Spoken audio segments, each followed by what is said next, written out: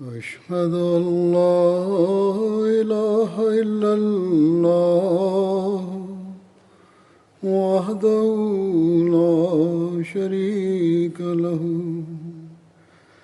وأشهد أن محمدا عبده ورسوله أما بعد فأعوذ بالله من الشيطان الرجيم بسم الله الرحمن الرحيم الحمد لله رب العالمين الرحمن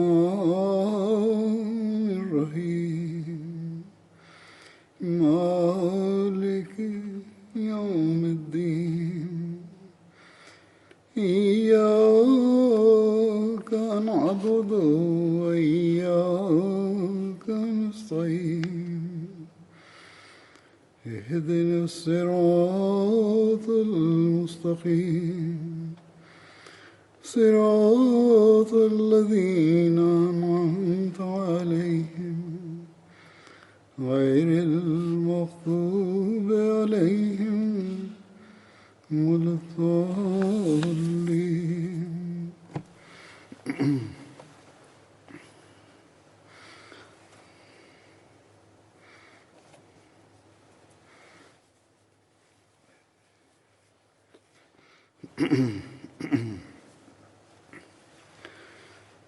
گزشتہ خطبے میں حضرت عبد الرحمن بن عوف کا ذکر ہو رہا تھا اور اس کا کچھ حصہ رہ گیا تھا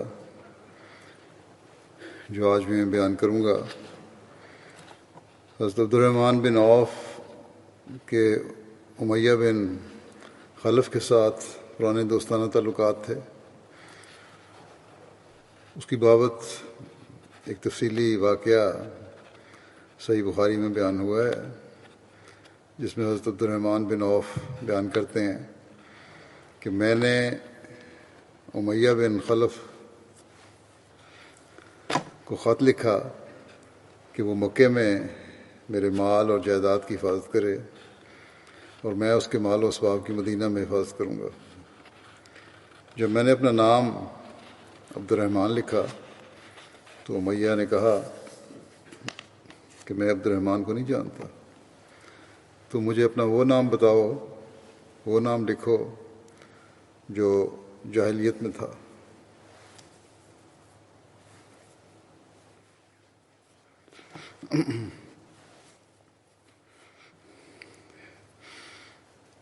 کہتے ہیں کہ اس پر میں نے اپنا نام عبد امر لکھا.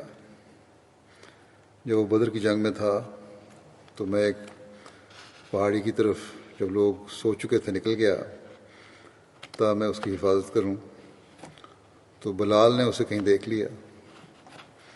چنانچہ وہ گئے، حضرت بلال گئے اور انصار کی ایک مجلس میں کھڑے ہو گئے اور کہنے لگے کہ یہ امیہ بن خلف ہے، اگر یہ بچ نکلا تو میری خیر نہیں. اس پر حضرت بلال کے کچھ لوگ ہمارے تعاقب میں نکلے، یعنی حضرت عبد الرحمن بن عوف اور امیہ بن خلف کے، کیونکہ یہ اس کو بچانے کے لیے نکلے تھے، پناہ میں لینے کے لیے نکلے تھے. کہتے ہیں کہ میں ڈرا کہ وہ ہمیں پالیں گے، پکڑ لیں گے ہمیں، اس لیے میں نے اس کے بیٹے کو اس کی خاطر پیچھے چھوڑ دیا کہ وہ اس کے ساتھ لڑائی میں مشغول ہو جائیں، یعنی بیٹے کے ساتھ وہ لوگ جو پیچھے آ رہے تھے مسلمان لڑائی میں مشغول ہو جائیں اور ہم ذرا آگے نکل جائیں، محفوظ جگہ پہ لے جاؤں میں ان کو. چنانچہ انہوں نے اس کو مار ڈالا، اس کے بیٹے کو ان لوگوں نے مار ڈالا. پھر کہتے ہیں کہ انہوں نے میرا داو کارگر نہ ہونے دیا اور ہمارا پیچھا کیا. امیہ چونکہ بھاری بھرکم آدمی تھا اس لیے جلدی ادھر ادھر نہ ہو سکا. آخر جب انہوں نے ہمیں پا لیا تو میں نے اسے کہا بیٹھ جاؤ، تو بیٹھ گیا. میں نے اپنے آپ کو اس پر ڈال دیا کہ اسے بچاؤں، تو انہوں نے میرے نیچے سے اس کے بدن میں تلواریں گھونپیں یہاں تک کہ اسے مار ڈالا۔ ان میں سے ایک کی تلوار سے میرے پاؤں پر بھی زخم آ گیا۔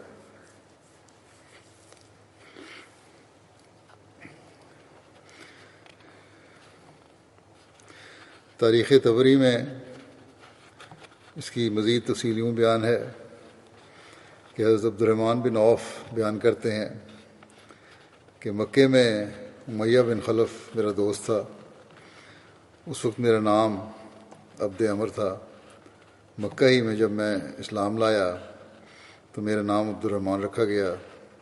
اس کے بعد وہیں جب کبھی وہ مجھ سے ملتا تو کہتا ہے عبد عمر، کیا تم اپنے باپ کے رکھے ہوئے نام سے اعراض کرتے ہو؟ میں کہتا ہاں۔ اس پر وہ کہتا مگر میں رحمان کو نہیں جانتا، مناسب یہ ہے کہ کوئی اور نام تجویز کرو، اس سے میں تم کو مخاطب کروں گا، کیونکہ اپنے سابق نام پر تم مجھے جواب نہیں دیتے، اور جس بات سے میں ناواقف ہوں اس کے نام کے ساتھ میں تمہیں نہیں پکاروں گا۔ حضرت عبد الرحمن بن عوف کہتے ہیں کہ جب وہ مجھے اے عبد عمر کہہ کر پکارتا تو میں اسے جواب نہیں دیتا تھا۔ میں نے کہا کہ اے ابو علی، اس کے متعلق تم جو چاہو مقرر کر دو، یہ جو پرانا نام ہے یہ تو میں اس کے جواب نہیں دوں گا۔ اس نے کہا اچھا، تمہارا نام عبد الہ بہتر ہوگا۔ میں نے کہا اچھا۔ چنانچہ اس کے بعد جب میں اور وہ ملتے وہ مجھے عبد الہ کے نام سے پکارتا، میں اسے جواب دیتا اور اس سے باتیں کرتا، یہاں تک کہ بدر کا دن آ گیا۔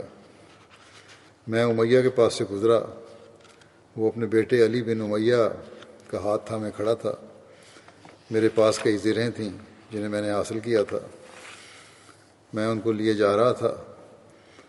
اس نے مجھے دیکھ کر آواز دی کہ اے عبد عمر۔ میں نے کوئی جواب نہیں دیا۔ تب اس نے کہا اے عبد الہ۔ میں نے کہا ہاں، کیا کہتے ہو؟ اس نے کہا کیا میں تمہارے لیے ان زرہوں سے جن کو تم لیے جا رہے ہو زیادہ بہتر نہیں ہوں؟ میں نے کہا اگر ایسا ہی ہے تو آ جاؤ۔ میں نے زرہیں وہاں پھینک دیں، اور یعنی اسے پناہ دینے کے لیے، اور اس کا اور اس کے بیٹے علی کا ہاتھ پکڑ لیا تو کہنے لگا آج کے جیسا دن میرے دیکھنے میں نہیں آیا، جیسا کہ آج دن گزرا ہے میں نے کبھی نہیں دیکھا۔ بہرحال کہتے ہیں کہ میں ان دونوں کو ساتھ لے کر چل دیا۔ میں باپ بیٹے کے بیچ میں ان کا ہاتھ پکڑے ہوئے چلا جا رہا تھا۔ امیہ نے مجھ سے پوچھا کہ اے عبد الہ، تم میں وہ کون ہے جس کے سینے پر شتر مرغ کا پر بطور نشان آویزاں تھا؟ میں نے کہا وہ حمزہ بن عبد المطلب ہے۔ اس نے کہا ہماری یہ حالت اسی کی بدولت ہے، یہ برحال جو مرا ہوا ہے اس کی بدولت ہے۔ بہرحال کہتے ہیں میں ان کو لیے چلا جا رہا تھا کہ بلال نے اسے میرے ہمراہ دیکھ لیا۔ یہ امیہ مکے میں حضرت بلال کو اذیتیں دیتا تھا تاکہ وہ اسلام ترک کر دیں۔ وہ ان کو مکے کی صاف چٹان پر جب وہ دھوپ سے خوب تپ جاتی لے جاتا اور اس پر ان کو پیٹھ کے بل لٹا دیتا، پھر ایک بڑے پتھر کے متعلق حکم دیتا جس پر پتھر ان کے سینے پر رکھ دیا جاتا، اور پھر کہتا کہ جب تک تو محمد کے دین کو ترک نہیں کرے گا تو یہ سزا ملتی رہے گی۔ مگر باوجود اس عذاب کے بلال یہی کہتے آہد آہد، یعنی وہ ایک ہے، وہ ایک ہے۔ اس لیے اب جب اس کی نظر اس پر پڑی، یعنی حضرت بلال کی امیہ پر جب نظر پڑی تو کہنے لگے کہ امیہ بن خلف کفر کا سرغنہ ہے، میں نجات نہ پاؤں اگر یہ بچ جائے۔ حضرت عبد الرحمن بن عوف نے کہا اے بلال، یہ دونوں میرے قیدی ہیں۔ بلال نے پھر کہا میں نجات نہ پاؤں اگر یہ بچ جائے۔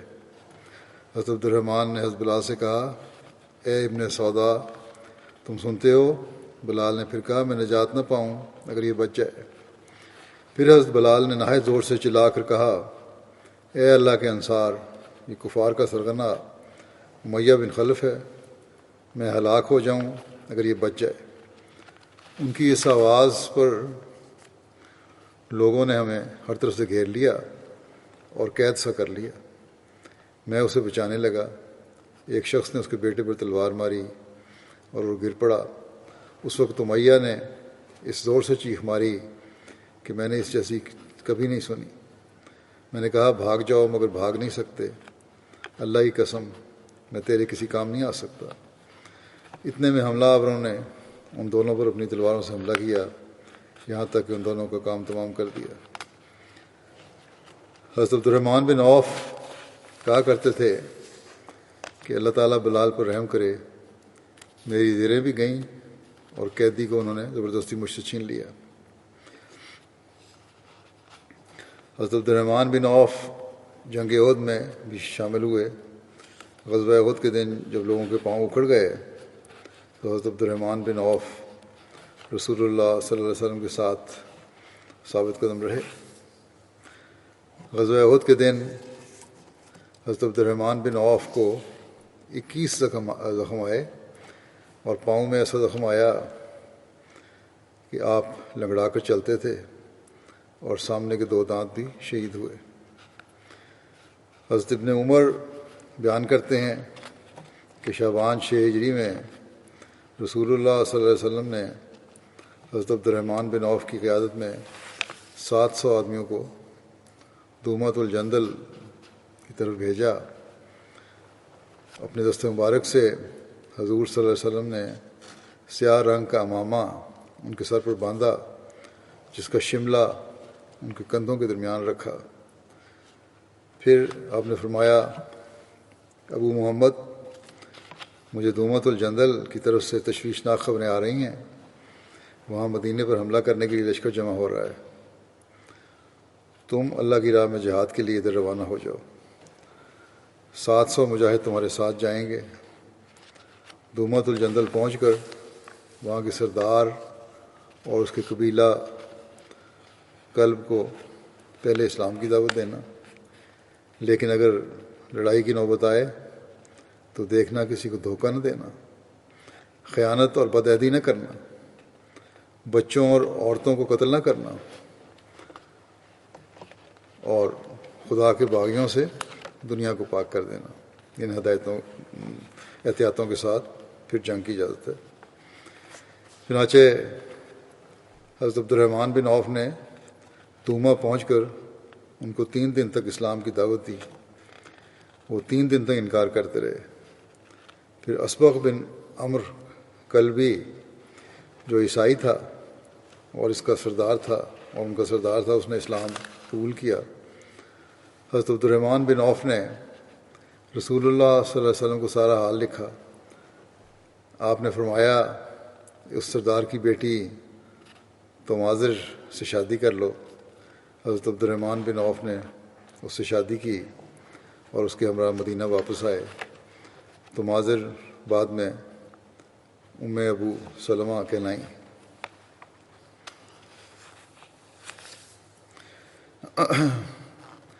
عمر بن عبدالعزیز بیان کرتے ہیں کہ 14 ہجری میں جنگ جسر کے موقع پر حضرت عمر کو جب حضرت عبید بن مسعود کی شہادت کی اطلاع ملی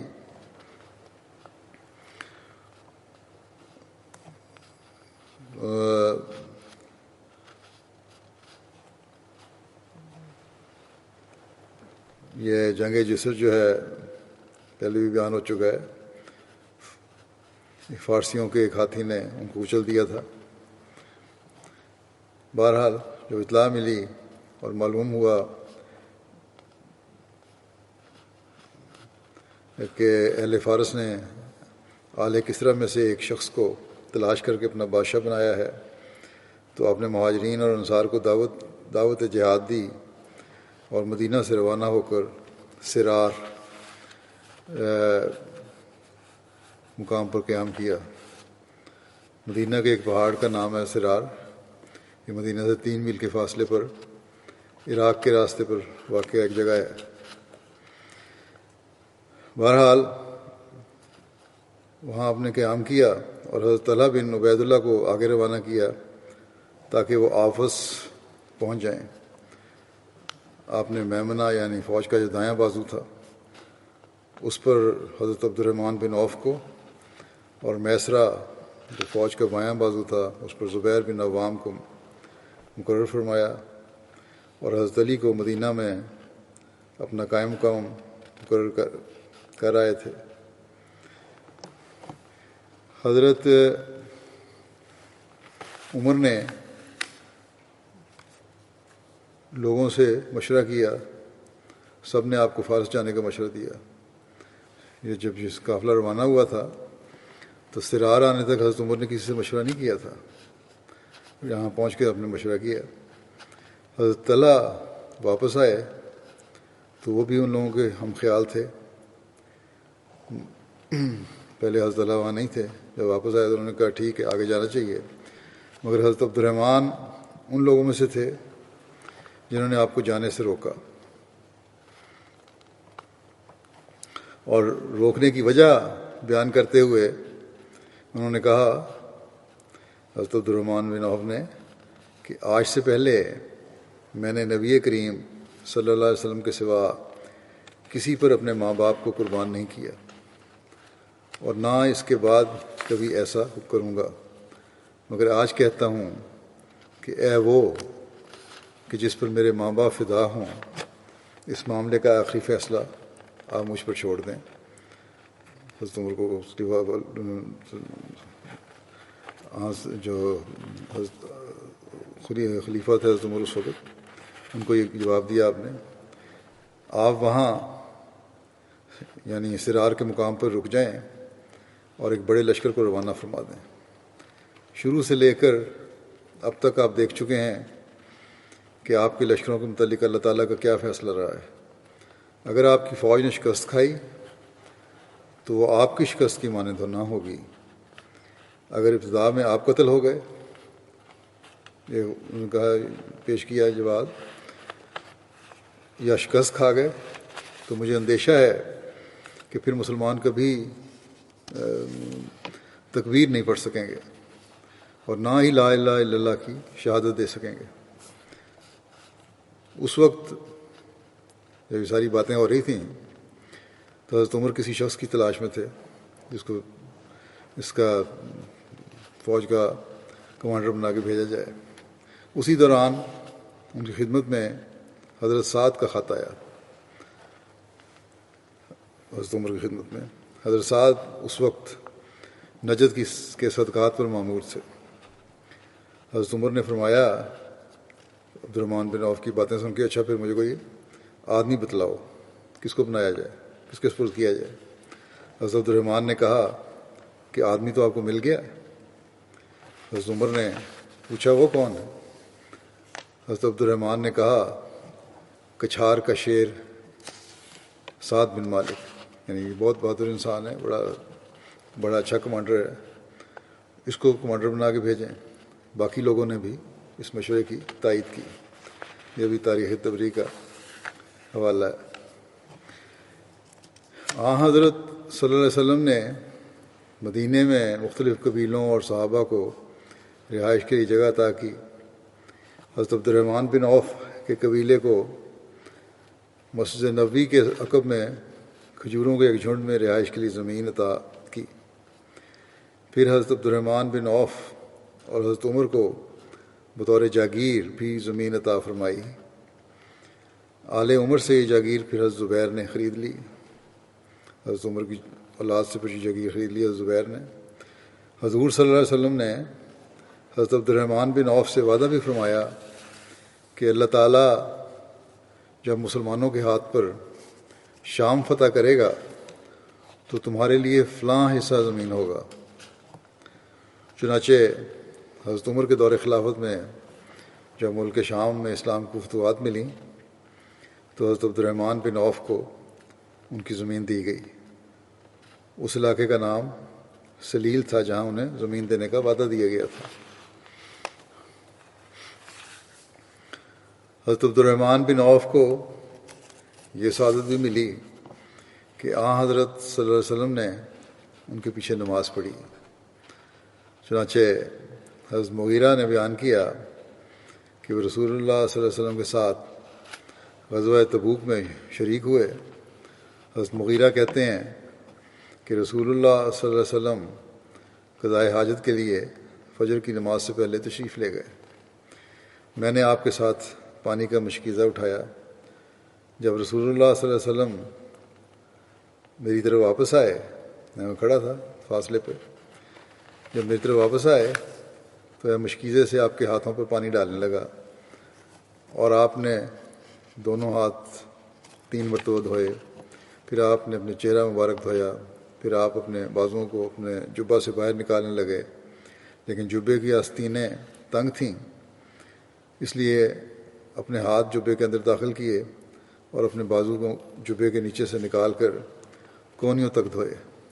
پھر آپ نے اپنے موزوں پر مسح کر کے ان کو صاف کیا، پھر آگے چل پڑے۔ مغیرہ کہتے ہیں میں بھی آپ کے ساتھ آگے چلا، یہاں تک کہ ہم نے لوگوں کو پایا کہ وہ حضرت عبد الرحمن بن عوف کو آگے کر چکے تھے اور وہ ان کو نماز پڑھا رہے تھے۔ تو رسول اللہ صلی اللہ علیہ وسلم نے 2 میں سے 1 رکعت پائی، یعنی اس وقت تک 1 رکعت ہو چکی تھی، دوسری رکعت تھی فجر کی نماز کی، اور آپ نے دوسری رکعت لوگوں کے ساتھ پڑھی، کھڑے ہو گئے سب میں۔ جب عبد الرحمن بن عوف نے سلام پھیرا اور رسول اللہ صلی اللہ علیہ وسلم اپنی نماز پوری کرنے کے لیے کھڑے ہوئے، دوسری رکعت جو رہ گئی تھی پوری کرنے کے لیے کھڑے ہوئے، تو اس بات نے مسلمانوں میں گھبراہٹ پیدا کر دی اور بکثرت تسبیح کرنے لگے۔ جب نبی صلی اللہ علیہ وسلم نے اپنی نماز ختم کر لی تو لوگوں کی طرف متوجہ ہوئے اور فرمایا تم نے ٹھیک کیا، یا یہ کہا کہ اچھا کیا۔ آپ صلی اللہ علیہ وسلم نے نماز اپنے وقت پر ادا کرنے کی وجہ سے ان پر رشک کا اظہار کیا کہ بہت اچھا کیا۔ حضرت مغیرہ کہتے ہیں کہ میں نے ارادہ کیا تھا کہ حضرت عبد الرحمن کو پیچھے کر دوں، اس وقت جب ہم پہنچے تھے، جب وہ وسلم اور وہ یہ پہنچے، مگر نبی کریم صلی اللہ علیہ وسلم آیا رہنے دو، ان کو نماز پڑھانے دو۔ نماز کے بعد حضور صلی اللہ علیہ وسلم نے فرمایا کہ ہر نبی اپنی زندگی میں امت کے کسی نیک آدمی کے پیچھے نماز ضرور پڑھتا ہے۔ ایک اور بڑا اعزاز آن وسلم نے اس کو بخشا، آپ کو نہ صرف کہا کہ بڑا اچھا ہے نماز پڑھائی، بلکہ یہ بھی فرمایا کہ نبی کا میرا تمہارے نیچے نماز پڑھنا اس بات کی بھی تصدیق ہے کہ تم نیک آدمی ہو۔ ایک روایت میں ہے کہ حضرت عبد الرحمن بن عوف ظہر سے پہلے لمبی نماز پڑھا کرتے تھے، یعنی نفل پڑھا کرتے تھے۔ جب اذان سنتے تو فوراً نماز کے لیے تشریف لے آتے۔ ایک راوی بیان کرتے ہیں کہ میں نے دیکھا عبد الرحمن خانہ کعبہ کا طواف کر رہے ہیں اور یہ دعا کر رہے ہیں کہ اللہ مجھے نفس کے بخل سے بچائیے۔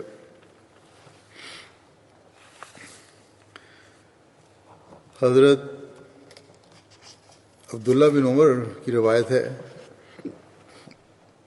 کہ جس سال حضرت عمر خلیفہ منتخب ہوئے، اس سال آپ نے حضرت عبد الرحمن بن عوف کو امیر حج مقرر کیا تھا۔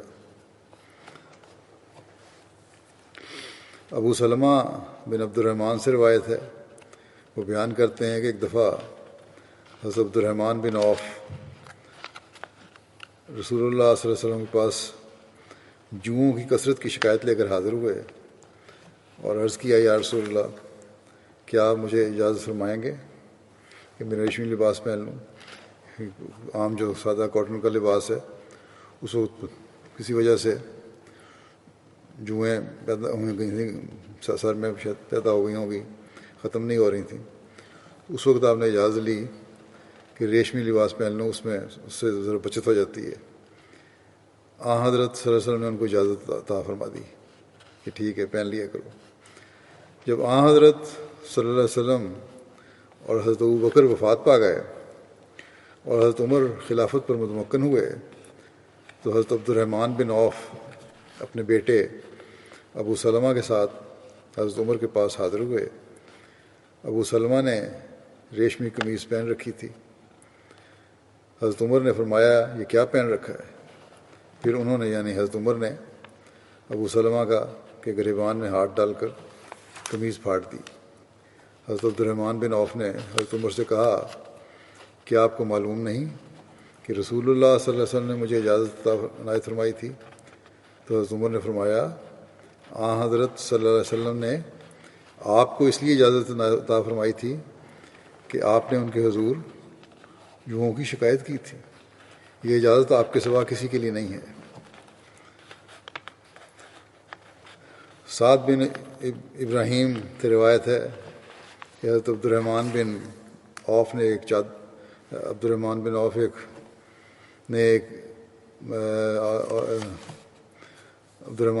چادر پہنا کرتے تھے، یا کسی وقت ایک چادر پہنی ہوئی تھی جس کی قیمت 400 یا 500 درہم تھی، یعنی ایسے حالات تھے انتہائی قیمتی لباس بھی پہنتے تھے۔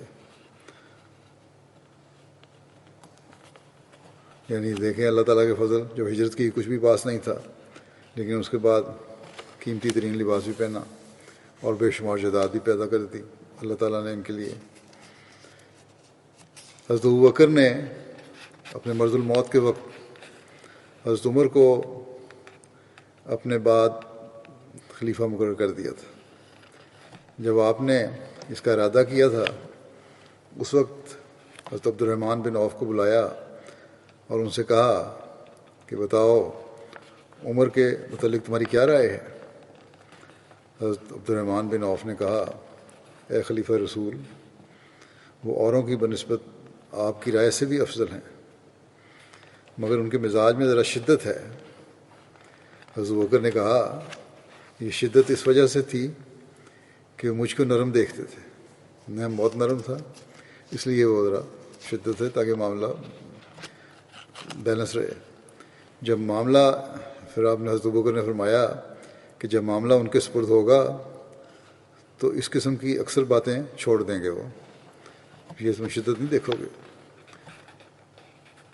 پھر فرمایا اے ابو محمد، میں نے ان کو بغور دیکھا ہے کہ جس وقت کسی شخص پر کسی معاملے میں میں غضبناک ہوتا تھا، یعنی حضرت ابوبکر فرما رہے ہیں جب مجھے کسی بات پہ غصہ آتا تھا تو عمر مجھ کو اسی پر راضی ہونے کا مشورہ دیتے تھے۔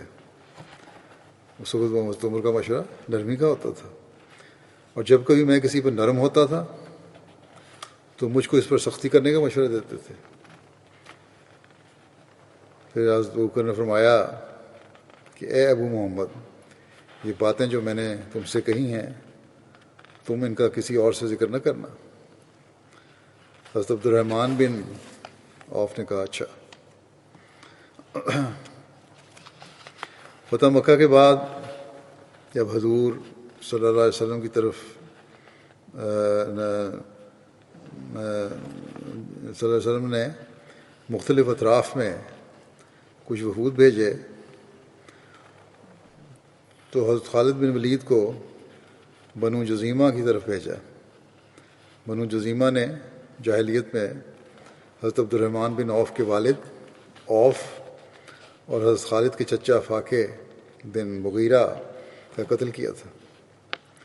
حضرت خالد نے وہاں غلطی سے حضرت خالد سے وہاں غلطی سے قتل ہو گیا ایک شخص کا، اس کو بھی لے کے حضور صلی اللہ علیہ وسلم کو اس امر کا علم ہوا تو آپ نے ناپسند کیا، آپ نے اس کی دیت بھی ادا کی اور جو کچھ حضرت خالد نے ان سے لیا تھا اس کی قیمت ادا کر دی۔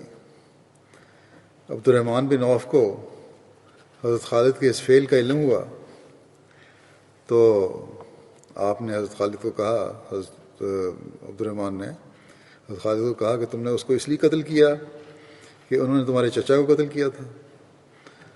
حضرت خالد نے جواب میں سختی سے کہا انہوں نے تمہارے باپ کو بھی قتل کیا تھا۔ حضرت خالد نے مزید کہا تم ان دنوں کو بہت لمبا کرنا چاہتے ہو، یعنی ان سے بڑا تم فائدہ اٹھانا چاہتے ہو کہ جو تم ہم سے پہلے ایمان لے آئے، یعنی تم ابتدائی ایمان لانے والوں میں سے ہو، اس لیے بڑا اعزاز سمجھتے ہو، اس بات سے مجھے کہہ رہے ہو یہ۔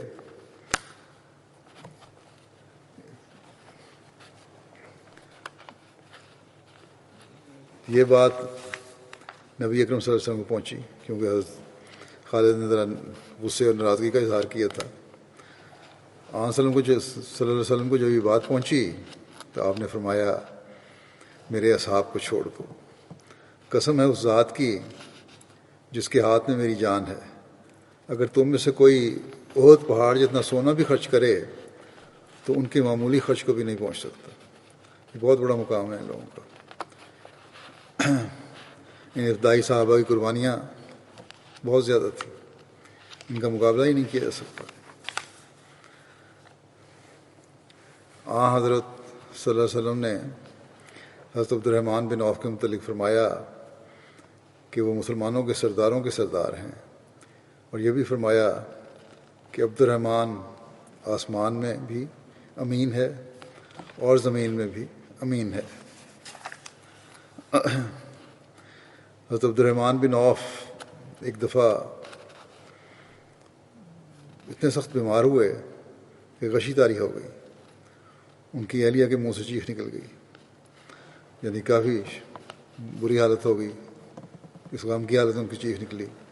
بہرحال جب ان کو اس کے بعد بہتری بھی آ گئی صحت میں، طبیعت میں، جب ان کو افاقہ ہوا تو کہنے لگے کہ جب یہ غشی طاری ہوئی تھی تو میرے پاس 2 شخص آئے، اس وقت جو نظارہ میں نے دیکھا اس حالت میں 2 شخص آئے اور انہوں نے کہا چلو غالب امین ذات کے سامنے تمہارا فیصلہ کراتے ہیں۔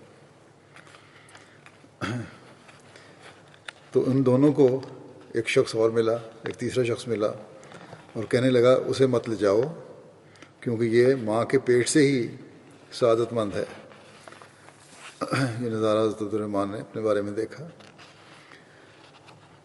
نوفل بن ایاس حضلی کہتے ہیں کہ حضرت عبد الرحمن بن عوف ہماری مجلس میں بیٹھا کرتے تھے، وہ بہترین ساتھی تھے۔ ایک دن وہ ہمیں اپنے گھر لے گئے، غسل کر کے باہر آئے اور ہمارے پاس ایک برتن لائے جس میں روٹی اور گوشت تھا۔ پھر پتہ نہیں کیا ہوا کہ رونے لگے۔ ہم نے پوچھا ابو محمد آپ کیوں رو رہے ہیں؟ کہنے لگے کہ رسول اللہ صلی اللہ علیہ وسلم اس حال میں دنیا سے رخصت ہوئے کہ آپ صلی اللہ علیہ وسلم اور آپ کے اہل خانہ جو کی روٹی سے سیر نہیں ہوتے ہوئے، یعنی جو کی روٹی بھی پوری طرح نہیں ملتی تھی۔ پھر فرمایا کہ میں نہیں سمجھتا کہ جس چیز کے لیے ہمیں تاخیر ملی وہ ہمارے لیے بہتر ہو، یعنی ہمیں جو اتنا عرصہ زندہ رہنے کا موقع ملا ہے یہ ہمارے لیے بہتر ہے یا کوئی ابتلا یا امتحان ہے۔ یہ تھے صحابہ کے جذبات، ایک تو اللہ تعالیٰ کا خوف اور حضرت صلی اللہ علیہ وسلم اور آپ کے گھر والوں کے لیے جذبات کا اظہار۔ انہی جذبات کا یہ صرف حضرت صلی اللہ علیہ وسلم اور آپ کے خاندان سے تعلق نہیں تھا بلکہ صحابہ کے لیے بھی آپس میں اظہار ہوتا تھا اس مسئلہ محبت کا جو آپس میں صحابہ کو تھی ایک دوسرے سے۔ حضرت عبد الرحمن بن عوف کے پاس ایک واقعہ آتا ہے اسی ضمن میں کہ حضرت عبد الرحمن بن عوف کے پاس ایک روز افطاری کے وقت کھانا لایا گیا، انواع و اقسام کے کھانے۔ جب دسترخوان کی زینت بنے تو حضرت عبد الرحمن نے ایک لقمہ اٹھایا، مختلف قسم کے کھانے آئے اور ایک لقمہ اس میں سے آپ نے ایک دفعہ کھانے کے لیے اٹھایا جب تو لقمہ منہ میں ڈالا تو رکت طاری ہو گئی، اور یہ کہہ کر کھانے سے ہاتھ اٹھا لیے کہ مصعب بن عمیر احد میں شہید ہوئے، وہ ہم سے بہتر تھے، ان کی چادر کا ہی کفن پہنایا گیا، یعنی کفن کے لیے کپڑا نہیں تھا تو چادر انہوں نے اوڑھی ہوئی تھی، اسی کا کفن پہنایا گیا، اور اس کفن کی کیا حالت تھی، اگر پاؤں ڈھانکتے تو سر ننگا ہو جاتا تھا، سر ڈھانکتے تھے تو پاؤں ننگے ہو جاتے تھے۔ پھر کہنے لگے حضرت عبد الرحمن کہ حمزہ شہید ہوئے، وہ بھی مجھ سے بہتر تھے، لیکن ہمیں مالی فراخی اور دنیاوی آسائش عطا کی گئی اور ہمیں اس سے حصہ وافر ملا۔ مجھے ڈر ہے کہ ہماری نیکیوں کا اجر ہمیں جلد اس دنیا میں مل گیا۔ اس کے بعد وہ رونے لگے اور کھانا چھوڑ دیا۔ یہ خوف تھا اللہ تعالیٰ کا، یہ خشیت تھی۔ ام المومنین حضرت ام سلمہ سے روایت ہے کہ ان کے پاس حضرت عبد الرحمن بن عوف آئے اور کہا کہ اے میری ماں، مجھے اندیشہ ہے کہ مال کی کثرت مجھے ہلاک نہ کر دے، کیونکہ میں قریش میں سب سے زیادہ مالدار ہوں۔ انہوں نے جواب دیا، بیٹا خرچ کرو، یعنی اللہ تعالیٰ کی راہ میں خرچ کرو، تو کوئی ہلاکت کا سوال نہیں، کیونکہ میں نے رسول اللہ صلی اللہ علیہ وسلم کو یہ کہتے ہوئے سنا ہے کہ میرے بعض ساتھی ایسے بھی ہوں گے کہ میری ان سے جدائی کے بعد دوبارہ مجھے کبھی نہیں دیکھ سکیں گے، یعنی اس مقام پہ نہیں پہنچ سکیں گے، بعض لوگ ایسے ہوں گے۔ حضرت عبد الرحمن بن عوف جب باہر نکلے تو راستے میں حضرت عمر سے ملاقات ہو گئی۔ انہوں نے حضرت عمر کو یہ بات بتائی تو حضرت عمر خود حضرت ام سلمہ کے پاس آئے اور کہا کہ میں آپ کو اللہ تعالیٰ کی قسم دے کر پوچھتا ہوں کہ مجھے بتائیے کہ کیا میں ان میں سے ہوں جو آپ نے بتایا تھا کہ مجھ سے نہیں ملیں گے۔ آپ نے فرمایا کہ جو حضرت صلی اللہ علیہ وسلم کو دوبارہ نہیں دیکھ سکیں گے، میں ان میں سے ہوں؟ حضرت ام سلمہ نے فرمایا نہیں۔ حضرت عمر کو فرمایا کہ نہیں، آپ ان میں سے نہیں ہیں، لیکن آپ کے بعد میں کسی کے متعلق یہ نہیں کہہ سکتی کہ وہ حضرت صلی اللہ علیہ وسلم کو دیکھ سکیں گے یا نہیں، یعنی کسی کے بارے میں یقین سے نہیں کہہ سکتی کہ آپ کو ضرور دیکھیں گے۔ لیکن یہ بھی واضح ہو، جیسے کہ پہلے بھی ذکر ہو چکا ہے، کہ حضرت عبد الرحمن بن عوف تو ان لوگوں میں سے ہیں جو عشرہ مبشرہ میں سے تھے، جن کو جنت کی بشارت بھی حضرت صلی اللہ علیہ وسلم نے دی تھی، لیکن پھر بھی ان لوگوں میں خدا تعالیٰ کا خوف اور خشیت اتنی تھی کہ ہر وقت فکر میں رہتے تھے۔ اور یہ بات سن کے بھی آپ نے حضرت ام سلمہ کی فوراً صدقہ و خیرات بہت زیادہ کی۔ ایک روایت ہے، حضرت عبداللہ بن عباس بیان کرتے ہیں کہ جب حضرت عمر شام کی طرف نکلے، یہاں تک کہ وہ سرغ مقام پر پہنچے۔ سرغ جو ہے وہ شام اور حجاز کے سرحدی علاقے میں واقع وادی تبوک کی ایک بستی کا نام ہے، جو مدینہ سے 13 راتوں کی مسافت پر ہے، یعنی اس جو سواریوں کا انتظام تھا 13 راتیں مسلسل چلتے رہیں تو اتنی مسافت تھی اس کی۔ وہاں پہنچے تو آپ کی ملاقات فوجوں کے کمانڈر حضرت ابو عبیدہ بن جراح اور ان کے ساتھیوں سے ہوئی۔ یہ واقعہ 18 ہجری میں حضرت عمر کے دور خلافت میں شام کی فتوحات کے بعد کا ہے۔ ان لوگوں نے حضرت عمر کو بتایا کہ شام کے ملک میں طاعون کی وبا پھوٹ پڑی ہے۔ حضرت ابن عباس کہتے ہیں کہ حضرت عمر نے کہا کہ میرے پاس مشورے کے لیے اولین مہاجرین کو بلاؤ، شروع کے جو مہاجرین ہیں ان کو بلاؤ، کیا مشورہ دیتے ہیں وہ۔ حضرت عمر نے ان سے مشورہ کیا، مگر مہاجرین میں اختلاف رائے ہو گئی۔ بعض کا کہنا تھا کہ اس معاملے سے پیچھے نہیں ہٹنا چاہیے، یعنی سفر جاری رکھنا چاہیے، جبکہ بعض نے کہا کہ اس لشکر میں رسول اللہ صلی اللہ علیہ وسلم کے صحابہ کرام شامل ہیں اور ان کو اس وبا میں ڈالنا مناسب نہیں ہوتا، بہتر یہ ہے کہ واپس چلا جائے۔ حضرت عمر نے مہاجرین کو بھجوا دیا اور پھر انصار کو بلایا مشورے کے لیے، ان سے مشورہ لیا، مگر انصار کی رائے میں بھی مہاجرین کی طرح اختلاف ہو گیا۔ کچھ نے کہا واپس چلے جائیں، کچھ نے کہا آگے چلیں۔ حضرت عمر نے انصار کو بھجوایا اور پھر فرمایا قریش کے بوڑھے لوگوں کو بلاؤ، قریش کے وہ بوڑھے لوگوں کو بلاؤ جو فتح مکہ کے وقت اسلام قبول کر کے مدینہ آئے تھے۔ ان کو بلایا گیا۔ انہوں نے یک زبان ہو کر مشورہ دیا کہ ان لوگوں کو ساتھ لے کر واپس لوٹ چلیں، کوئی ضرورت نہیں، وہاں وبا پھوٹی ہوئی ہے، وہاں جانے کی ضرورت نہیں ہے، اور وبائی علاقے میں لوگوں کو نہ لے کے جائیں۔ حضرت عمر نے لوگوں میں واپسی کا اعلان کروا دیا ان کا مشورہ مان کے۔ حضرت ابو عبیدہ بن جراح نے اس موقع پر سوال کیا، کیا اللہ کی تقدیر سے فرار ممکن ہے؟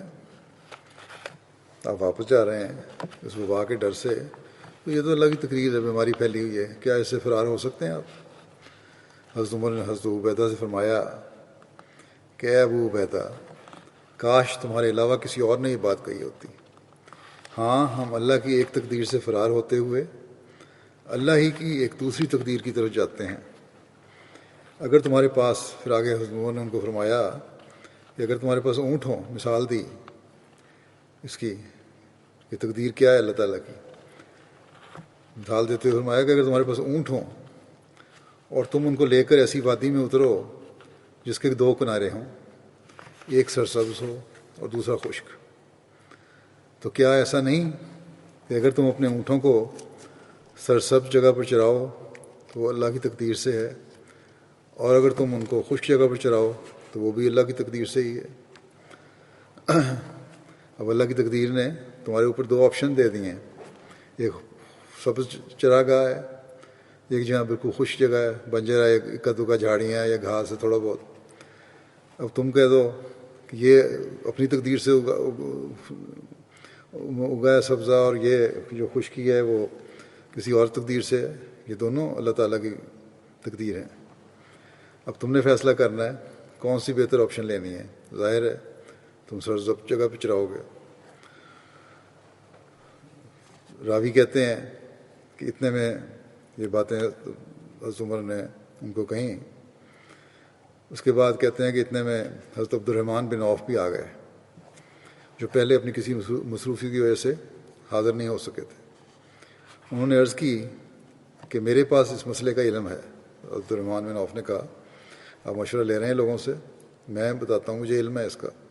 میں نے رسول اللہ صلی اللہ علیہ وسلم کو یہ فرماتے ہوئے سنا ہے کہ جب تم کسی جگہ کے بارے میں سنو کہ وہاں کوئی وبا پھوٹ پڑی ہے تو وہاں مت جاؤ، اور اگر کوئی مرض کسی ایسی جگہ پر پھوٹ پڑے جہاں تم رہتے ہو تو وہاں سے فرار ہوتے ہوئے باہر مت نکلو۔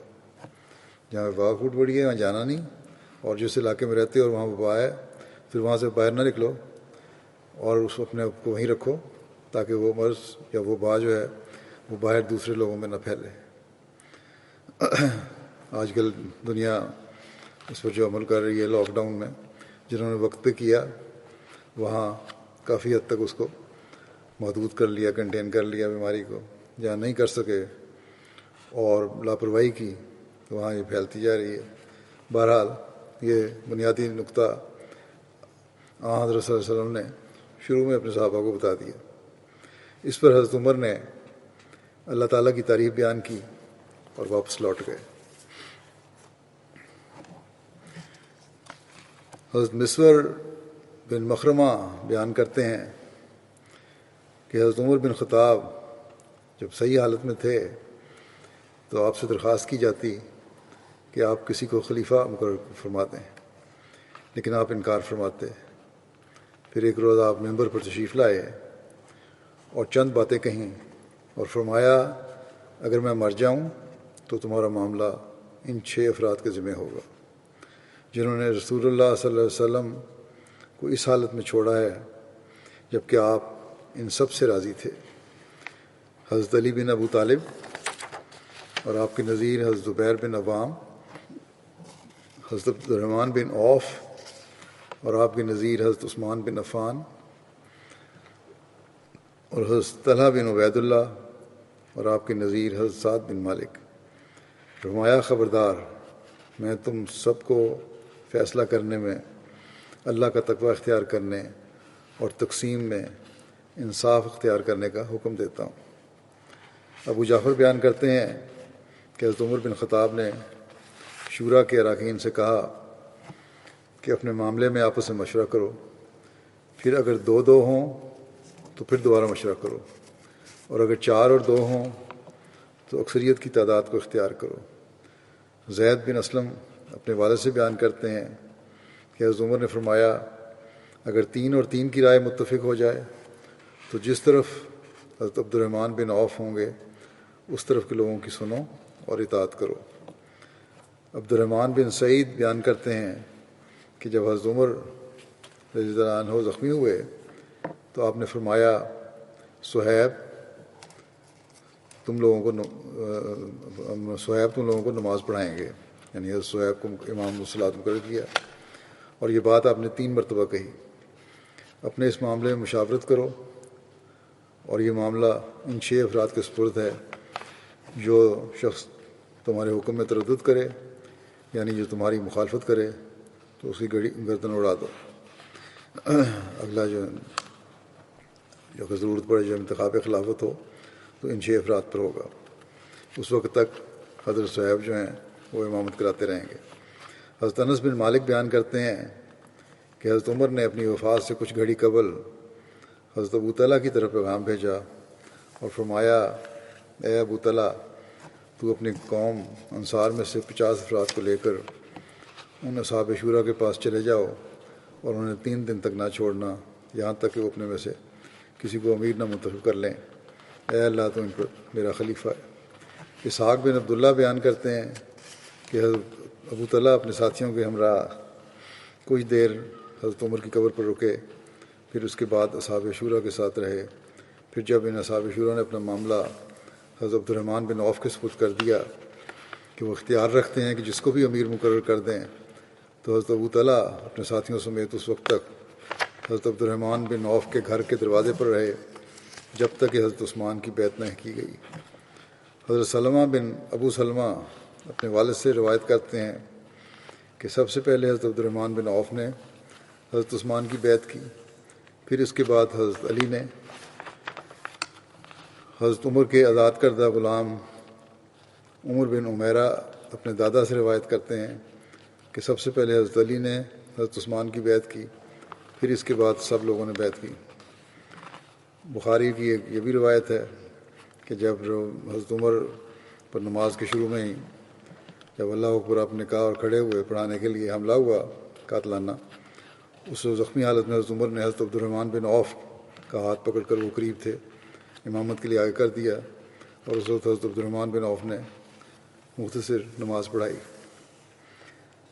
حضرت مسلم موعود حضرت عثمان کی خلافت کے انتخاب کے موقع پر حضرت عبد الرحمن بن عوف کا کردار بیان کرتے ہوئے یوں فرماتے ہیں، پہلی 2 روایتیں آئی ہیں ان سے ایک جگہ صرف یہ اختلاف ہے، باقی تو وہی باتیں ہیں۔ بہرحال حضرت مسلم موعود فرماتے ہیں کہ حضرت عمر جب زخمی ہوئے اور آپ نے محسوس کیا کہ اب آپ کا آخری وقت قریب ہے، تو آپ نے 6 آدمیوں کے متعلق وصیت کی کہ وہ اپنے میں سے ایک کو خلیفہ مقرر کر لیں۔ وہ 6 آدمی یہ تھے: حضرت عثمان، حضرت علی، حضرت عبد الرحمن بن عوف، حضرت سعد بن وقاص، حضرت زبیر اور حضرت طلحہ۔ اس کے ساتھ ہی حضرت عبداللہ بن عمر کو بھی آپ نے اس مشورے میں شریک کرنے کے لیے مقرر فرمایا، مگر خلافت کا حقدار قرار نہ دیا، اور وصیت کی کہ یہ سب لوگ 3 دن میں فیصلہ کریں، اور 3 دن کے لیے حضرت صہیب کو امام الصلاۃ مقرر کیا، اور مشورہ کی نگرانی مقداد بن اسود کے سپرد کی، اور انہوں نے ہدایت کی کہ وہ سب کو ایک جگہ جمع کر کے فیصلہ کرنے پر مجبور کریں، اور خود تلوار لے کر دروازے پر پہرا دیتے رہیں۔ پچھلی روایتوں میں حضرت اللہ کا ذکر آ رہا ہے، لیکن آپ نے جو مختلف جگہ سے اپنا جو نتیجہ اخذ کیا وہ یہ ہے، مقداد بن اسود کے سپرد کیا گیا تھا پہرا جب تک انتخاب خلافت ہو رہا ہے، اور فرمایا کہ جس پر کثرت رائے سے اتفاق ہو سب لوگ اس کی بیعت کریں، اور اگر کوئی انکار کرے تو اسے قتل کر دو، لیکن اگر دونوں طرف 3 ہو جائیں تو عبداللہ بن عمر ان میں سے جس کو تجویز کریں وہ خلیفہ ہو۔ اگر اس فیصلے پر راضی نہ ہوں تو جس طرح عبد الرحمن بن عوف ہوں وہ خلیفہ ہو۔ اگر 5 اصحاب نے مشورہ کیا، کیونکہ طلحہ اس وقت مدینہ میں نہ تھے، حضرت مسلم کے مطابق حضرت طلحہ اس وقت مدینہ میں نہیں تھے، اس لیے 5 افراد تھے، مگر کوئی نتیجہ برآمد نہ ہوا، یا فرماتے ہیں کہ آخر 5 اصحاب نے مشورہ کیا، حضرت طلحہ کے علاوہ باقی 5 افراد تھے، انہوں نے مشورہ کیا، کوئی نتیجہ برآمد نہیں ہوا۔ بہت لمبی بحث کے بعد حضرت عبد الرحمن بن عوف نے کہا، اچھا، جو شخص اپنا نام واپس لینا چاہتا ہے وہ بولے۔ جب سب خاموش رہے تو حضرت عبد الرحمن بن عوف نے کہا کہ سب سے پہلے میں اپنا نام واپس لیتا ہوں۔ پھر حضرت عثمان نے کہا، پھر باقی 2 نے، حضرت علی خاموش رہے۔ آخر انہوں نے حضرت عبد الرحمن بن عوف سے عہد لیا کہ وہ فیصلہ کرنے میں کوئی رعایت نہیں کریں گے۔ انہوں نے عہد کیا اور سب کام ان کے سپرد ہو گیا، یعنی حضرت عبد الرحمن بن عوف جو بھی فیصلہ کریں گے کوئی رعایت کی نہیں، طرفداری نہیں ہوگی۔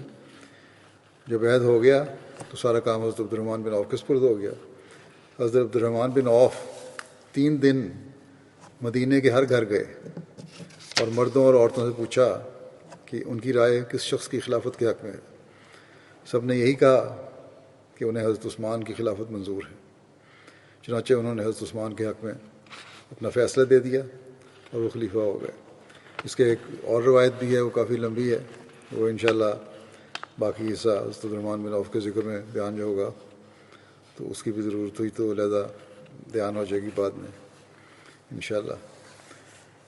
یا ہو سکتا ہے کہ وہ لمبی روایت میرے خیال میں حضرت عثمان کی خلافت کے ضمن میں ہے یا زمر کی زندگی کے بارے میں ہے، وہاں بھی بیان ہو سکتی ہے۔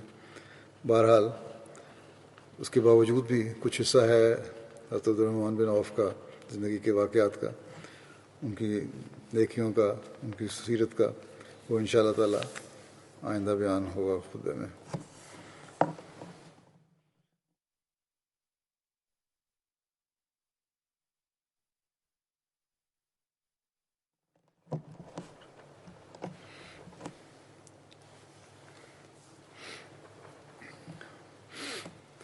الحمد لله